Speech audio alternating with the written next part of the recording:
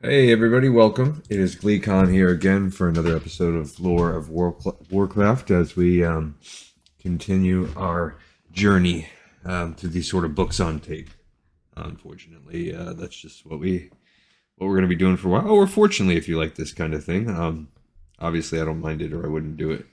Last episode was the first start of this book of a trilogy we're going to go through first. It seemed like we had some time travel effects pulling in what will possibly be the main characters in this book. That's going to cover the events of 10,000 years ago, how the world was sundered, and how Ajara got sent to what becomes Najtar, and a lot of the Night Elf heroes that we know and love, possibly. Maybe we find them a little bit annoying. Depends on your take. But we're going to look into this chapter 2. An ominous portent, Rhonin decided, vivid green eyes gazing at the results of his divining. Any wizard would recognize it as so. Are you certain? Verisa called from the other room. Have you checked her reading? The red-haired mage nodded, then grimaced when he realized that of course the elf could not see him. He would have to tell her face to face. She deserved that. I pray she is strong. Clad in dark blue pants and jacket, both gold trimmed, Rhonin looked more like a politician than a mage these days, but the past few years had demanded as much diplomacy from him as magic. Diplomacy had never been an easy thing for him, who preferred to go charging into a situation. With his thick mane of hair and his short beard, he had a distinct leonine appearance that so well matched his temper when forced to parley with pampered, arrogant ambassadors. His nose, broken long ago and never by his own choice, properly fixed, further added to his fiery reputation. Rhonin, is there something you have not told me? He could leave her waiting no longer. She had to know the truth, however terrible it might be. I'm coming, Verisa. Putting away his divining instruments, Rhonin took a deep breath and rejoined the elf. Just within the entrance, though, he paused. All Rhonin could see was her face. A beautiful, perfect oval upon which had been artfully placed alluring almond-shaped eyes of pure sky blue, a tiny upturned nose, and an enticing mouth seemingly always halfway to a smile. Framing that face was a rich head of silver-white hair that, had she been standing, would have hung nearly to the small of her back. She could have passed yet for a human if not for the long, tapering ears jutting from the hair, pointed ears marking her race. Well, she asked patiently, It's to be twins. Her face lit up, if anything, becoming more perfect in his eyes. Twins! How fortuitous! How wonderful! I was so certain! She adjusted her position on the wooden bed. The slim but curved elven ranger now lay several months pregnant. Gone were her breastplate and leather armor. Now she wore a silver gown that did not at all conceal the imminent birth. They should have guessed from the quickness with which she had shown, but Rhonin had wanted to deny it. They had been wed only a few months when she had discovered her condition. Both were concerned then, for not only had their marriage been one so very rare in the annals of history, but no one had ever recorded a successful human elven birth. And now they expected not one child, but two. I don't think you understand, Verisa. Twins. Twins from a mage and an elf? But her face continued to radiate pleasure and wonder. Elves seldom give birth, and we very, very rarely give birth to twins, my love. They will be destined for great things. Rhonin could not hide his sour expression. I know. That's what worries me. He and Verisa had lived through their own share of great things. Thrown together to penetrate the orc stronghold of Grim Batal during the last days of the war against the Horde, they had faced not just orcs, but dragons, goblins, trolls, and more. Afterward, they had journeyed from realm to realm, becoming ambassadors of sorts, whose task it had been to remind the Alliance of the importance of remaining intact. That had not meant, however, that they had not risked their lives during that time, for the peace following that war had been unstable at best. Then, without warning, had come the Burning Legion. By that time, what had started as a partnership of two wary agents had become a binding of two unlikely souls. In the war against the murderous demons, the mage and the ranger had fought as much for each other as for their lands. More than once they had thought one another dead, and the pain felt had been unbearable to each. Perhaps the pain of losing each other had seemed worse because of all those other loved ones who had already perished. Both Dalaran and Quel'Thalas had been raised by the undead scourge, thousands slaughtered by the decaying abominations serving the dread Lich King, who in turn served the cause of the Legion. Entire towns perished horribly, and matters were made worse by the fact that many of the victims soon rose from the dead, their cursed mortal shells now added to the ranks of the scourge. What little that remained of Rhonin's family had perished early in the war. His mother had been long dead, but his father, brother, and two cousins had all been slain in the fall of the city of Anderhall. Fortunately, the desperate defenders, seeing no hope of rescue, had set the city ablaze. Even the Scourge could not raise warriors from ash. He had not seen any of them, not even his father, since entering the ranks of wizardry, but Ronin had discovered an emptiness in his heart when the news had arrived. The rift between himself and his kin, caused in great part because of his chosen calling, had vanished in that instant. All that had mattered at the time was that he had become the last of his family. He was all alone.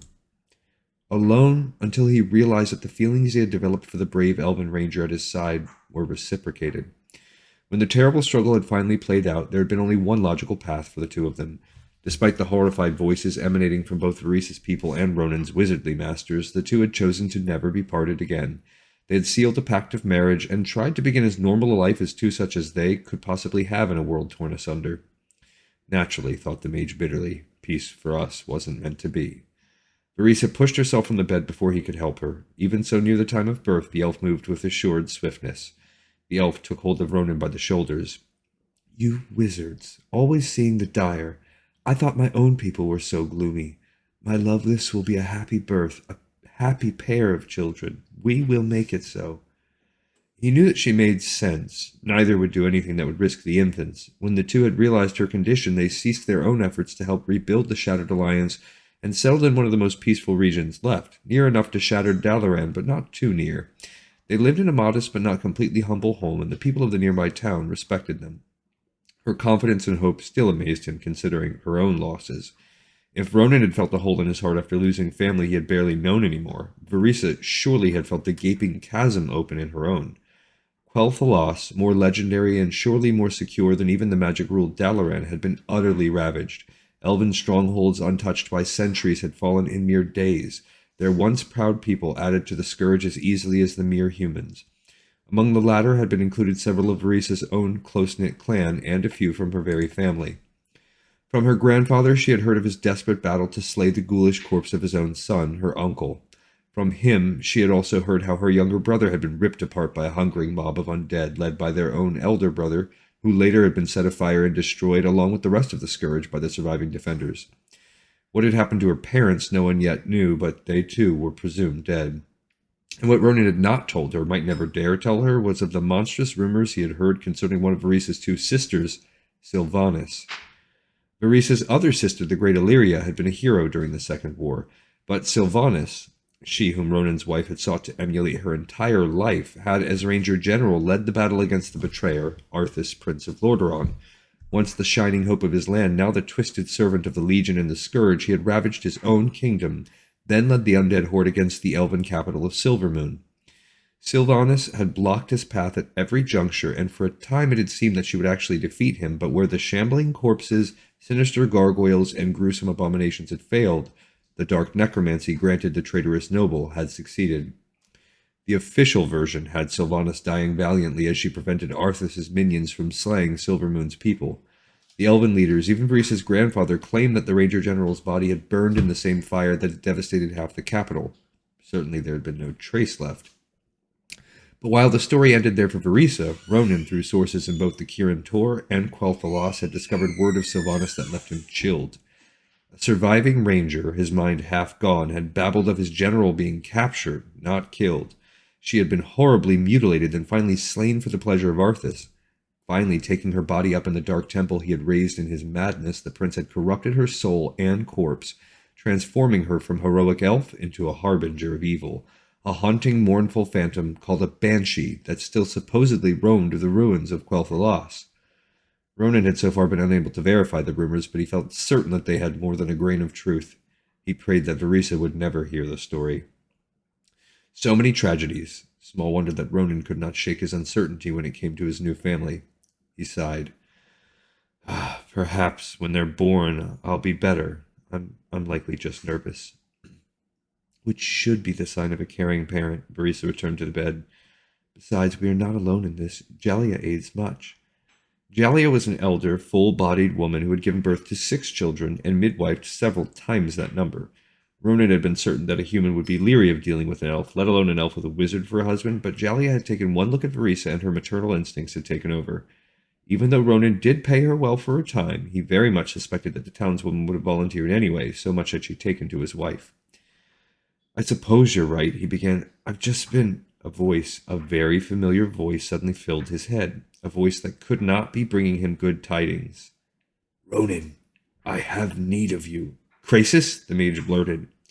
Verisa sat up, all cheer vanishing. "Krasus? What about him?" They both knew the Master Wizard, a member of the Kirin Tor.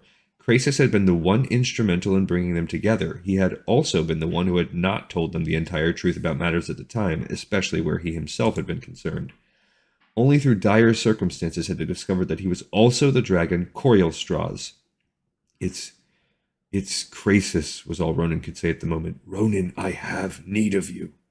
"I won't help you," the mage instantly responded. "I've done my share. You know I can't leave her now." "What does he want?" Verisa demanded. Like the wizard, she knew that Krasus would only contact them if some terrible trouble had arisen. "It doesn't matter. He'll have to find someone else." "Before you reject me, let me show you," the voice declared. "Let me show both of you."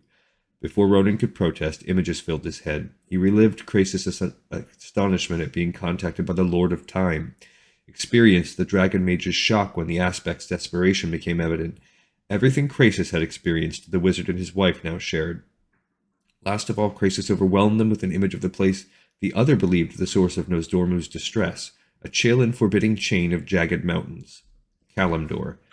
The entire vision lasted only a few seconds, but it left Rhonin exhausted. He heard a gasp from the bed. Turning, the wizard found Verisa slumped back on a down pillow. He started toward her, but she waved off his concern. "I am all right, just breathless. Give me a moment." For her, Rhonin would give eternity, but for another, he had not even a second to grant. Summoning the image of Krasus into his head, the wizard replied, "Take your quests to someone else. Those days are through for me. I've got far more important matters at stake."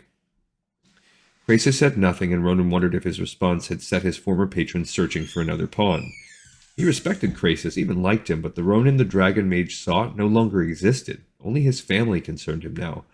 But to his surprise, the one he expected most to stand by him instead suddenly muttered, "You will have to go immediately, of course." He stared at Verisa. "I'm not going anywhere." She straightened again. "But you must. You saw what I saw. He does not summon you for some frivolous task. Krasus is extremely worried, and what worries him puts fear into me." "But I can't leave you now." Rhonin fell down on one knee next to her. "I will not leave you or them." A hint of her ranger past spread across Verisa's face. Eyes narrowing dangerously at whatever mysterious force would separate them, she answered, "And the last thing I would wish would be for you to thrust yourself into danger. I do not desire to sacrifice my children's father, but what we have seen hints at a terrible threat to the world they will be born in. For that reason alone it makes sense to go. Were I not in this condition, I'd be right at your side. You know that." "Of course I do. I tell myself that he is strong, Krasus is, even stronger as Corielstrasz. I tell myself that I let you go only because you and he will be together. You know he would not ask if he did not think you capable." That was true. Dragons respected few mortal creatures. That Krasus in either form looked to him for aid meant a great deal, and as an ally of the Leviathan, Rhonin would be better protected than anyone. What could go wrong? Defeated, Rhonin nodded. "All right, I'll go." "Can you handle matters until Jalia arrives?" "With my bow, I have shot orcs dead at 100 yards. I've battled trolls, demons, and more. I've nearly traveled the length and breadth of Azeroth. Yes, my love, I think I can handle the situation until Jalia arrives." He leaned down and kissed her. "Then I'd best let Krasus know I'll be coming. For a dragon, he's an impatient sort." "He has taken the burden of the world upon his shoulders, Rhonin." That still did not make the wizard overly sympathetic. An ageless dragon was far more capable of dealing with terrible crises than a mere mortal spellcaster about to become a father. Fixing on an image of the dragon mage as he knew him best, Rhonin reached out to his former patron. "All right, Krasus, I'll help you. Where should we rendezvous?" Darkness enveloped the wizard. Off in the distance, he heard Verisa's faint voice call out his name. A sense of vertigo threatened Rhonin. His boots suddenly clattered on hard rock. Every bone in his body shook from the impact, and it was all he could do to keep his legs from collapsing. Rhonin stood in a massive cave, clearly hollowed out by more than simply the whims of nature. The roof was almost a perfect oval, and the walls had been scorched smooth. A dim illumination with no discernible source enabled him to see the lone robed figure awaiting him in the center. So, Ronan managed, I guess we rendezvous here. Krasus stretched one long gloved hand to the left. There is a pack containing rations and water for you just to your side. Take it and follow me. I barely had a chance to say goodbye to my wife, grumbled Ronan as he retrieved the large leather pack and looped it over his shoulders. You have my sympathies, the dragon mage responded, walking ahead already. I've made arrangements to see to it that she is not without aid. She will be well while we are gone. Listening to Krasus for just a few seconds reminded Ronan how often the ancient figure made assumptions about him without even waiting for the young wizard's decisions. Krasus had already taken the matter of Ronan's agreement as settled. He followed the tall, narrow figure to the mouth of the vast cave. That Krasus had moved his lair since the war with the orcs Ronan had known, but exactly where he had moved was another question. Now the human saw that the cavern overlooked a familiar set of mountains, ones not at all that far off from his own home. Unlike their counterparts in Kalimdor, these mountains had a majestic beauty to them, not a sense of dread. We're almost neighbors, he remarked dryly. A coincidence, but it made bringing you here possible. Had I sought you from the lair of my queen, the spell work would have been much more depleting, and I have every wish of retaining as much of my power as possible. The tone with which he spoke drained Ronan of all animosity. Never had he heard such concern from Krasus. You spoke of Nozdormu, the aspect of time. Have you managed to contact him again? No, and that is why we must take every precaution. In fact, we must not use magic to transport ourselves to the location. We will have to fly. But if we don't use magic, how can we possibly fly? Krasus spread his arms, and as he did, they transformed, becoming scaled and taloned. His body grew rapidly, and wide leathery wings formed. Krasus's narrow visage stretched, twisted, becoming reptilian. Of course, Ronan muttered. How silly of me. Corielstrasz the dragon peered down at his tiny companion. Climb atop, Ronan. We must be off. The wizard reluctantly obeyed, recalling from times past the best manner with which to seat himself. He slipped his feet under crimson scale, then crouched low behind the dragon's sinewy neck. His fingers clutched other scale. Although Ronan understood that Corielstrasz would do his best to keep his charge from slipping off, the human did not want to take a chance. One never knew what even a dragon might encounter in the sky. The great webbed wings flapped once, twice, then suddenly dragon and rider rose high into the heavens. With each beat, miles fell away. Corielstrasz flew effortlessly along, and Ronan could feel a giant's blood race. Although he spent much of his time in the guise of Krasus, the dragon clearly felt at home in the air. Cold air assailed Ronan's head, making the wizard wish he had at least been given the opportunity to change into his robes and travel cloak. He reached back, trying to draw his coat up, and discovered his garment now had a hood. Glancing down, Ronan found that he did indeed wear the dark blue travel cloak and robes over his shirt and pants. Without so much as a word, his companion had transformed his clothing to something more suitable. The hood drawn over his head, Ronan contemplated what lay ahead. What could distress the Lord of Time so much? The threat sounded both immediate and catastrophic, and surely much more than a mortal wizard could handle, yet Corielstrasz had turned to him. Ronan hoped he would prove worthy, not only for the dragon's sake, but for the lives of the wizard's growing family. Impossible as it seemed, somewhere along the way Ronan fell asleep. Despite that, even then he did not tumble from his seat to certain death. Corielstrasz certainly had something to do with that, although to all appearances the dragon appeared to be flying blithely along. The sun had nearly set. Ronan was about to ask his companion if he intended to fly through the night when Corielstrasz began to descend. Peering down, the wizard at first sighted only water, surely the great sea. He did not recall red dragons being very aquatic. Did Corielstrasz intend to land like a duck upon the water? A moment later his question was answered as an ominous rock appeared in the distance. No, not a rock, but an island, almost entirely bare of vegetation. A feeling of dread swept over Ronan, one he had felt before while crossing the sea toward the land of Cosmodan. Then it had been with dwarven griffin riders, and the island they had flown over was Tol Barad, an accursed place overrun early on by the orcs. The island's inhabitants had been slaughtered, their home ravaged, and the wizard's highly attuned senses had felt their spirits crying out for vengeance. Now he experienced the same kind of horrific, mournful cries again.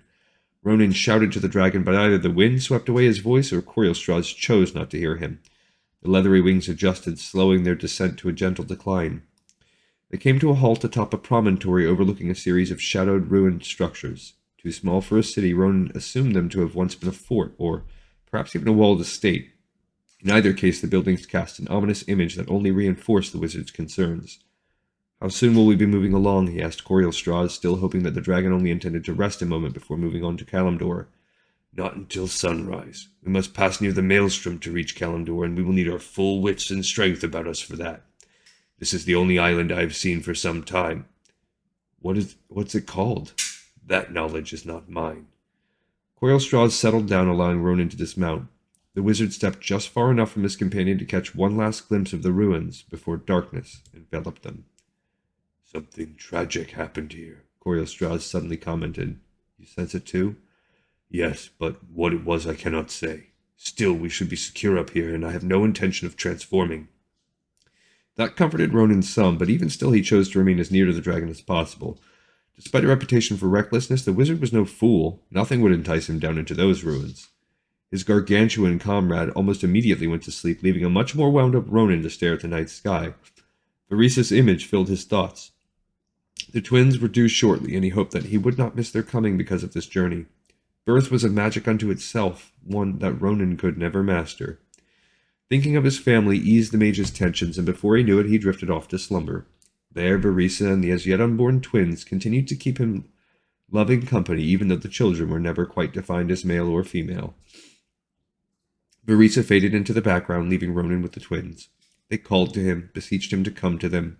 In his dreams, Rhonin began running over a countryside, the children ever more distant shapes on the horizon. What started as a game became a hunt. The once happy calls turned fearful. Rhonin's children needed him, but first he had to find them, and quickly. Papa, Papa, came their voices. Where are you? Where are you? The wizard pushed through a tangle of branches that only seemed to tangle more the harder he pushed. At last he broke through only to find a towering castle. And from above the children called again. He saw their distant shapes reaching out to him. Rhonin cast a spell to make him rise up in the air, but as he did, the castle grew to match his efforts.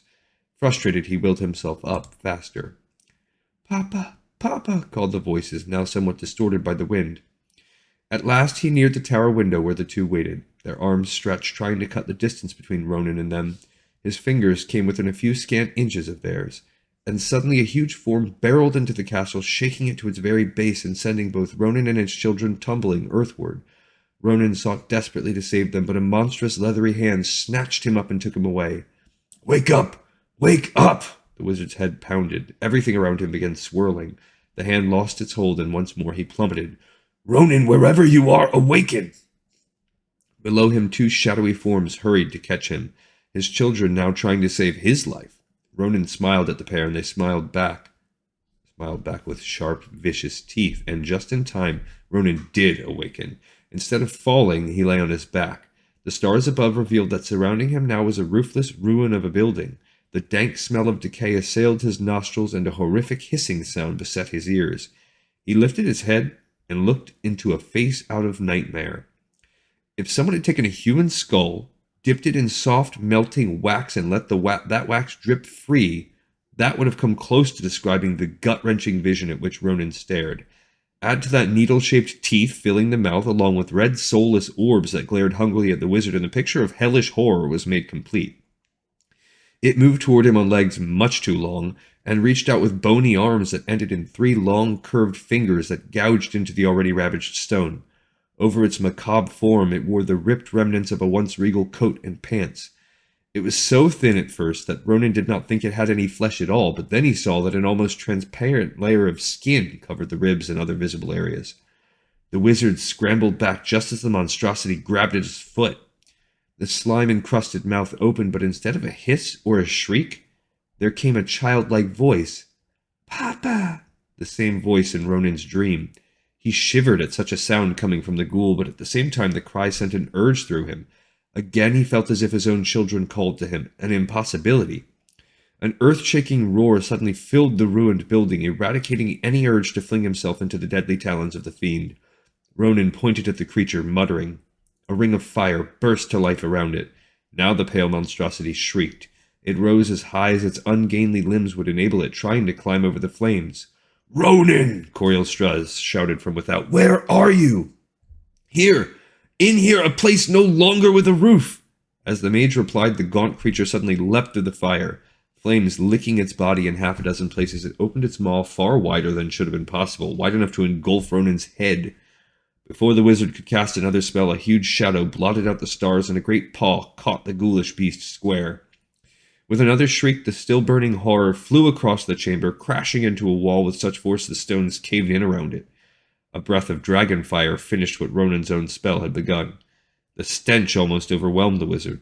Holding one sleeve over his nose and mouth, he watched as Corielstraws alighted. What was that thing? Rhonin managed to gasp out. Even in the dark, he could sense the Leviathan's disgust. I believe it was once one of those who called this home. Rhonin eyed the charred form. That was once human? How could that be? You have seen the horrors unleashed by the undead scourge during its struggle against the Burning Legion. You need not ask. Is this their work? Corielstraws exhaled. Clearly he had been as disturbed as Rhonin by this encounter. No, this is much older, and even more unholy an act than the Lich King ever perpetrated. Corielstraws, it entered my dreams, manipulated them. Yes, the others sought to do the same with me. Others? Rhonin glanced around, another spell already forming on his lips. He felt certain that the ruins swarmed with the fiends. We are safe for the time being. Several are now less than what remains of yours, and the rest have scattered into every crevice and gap in these ruins. I believe there are catacombs below, and that they slumber there when not hunting victims. We can't stay here. No, agreed the dragon, we cannot. We must move on to Kalimdor. He lowered himself so that Rhonin could climb aboard, then immediately flapped his wings. The pair rose into the dark sky. When we have succeeded with our mission, I will return here and end this abomination, Corielstraws declared. In a softer tone, he added, There are already too many abominations in this world.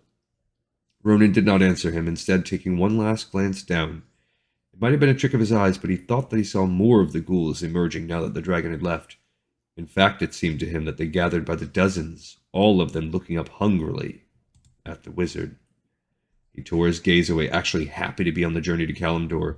Surely after a night such as this, whatever awaited the pair could hardly be worse. Surely. All right, everybody, I appreciate your time. Thank you so much. I hope you enjoyed it. Interesting. I mean, that was fun. That was a fun little chapter. I wonder what those creatures are in my mind. I picture them sort of like those little insectoid scourge undead type that are almost like sort of like the ones you find in Northrend. I don't know what you call them, but the ones that are kind of like a mixture of like undead and bug.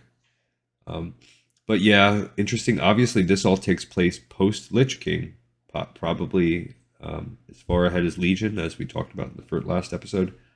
So I'm guessing time travel is still going to be... Nozdormu is involved, so time travel is going to come into play, and everything that I've read, I double-checked, it all cites this as happening 10,000 years ago, so we're just probably going to get back there eventually. All right, guys, I look forward to seeing you on the next episode of Lore of Warcraft. See you, and thank you as always.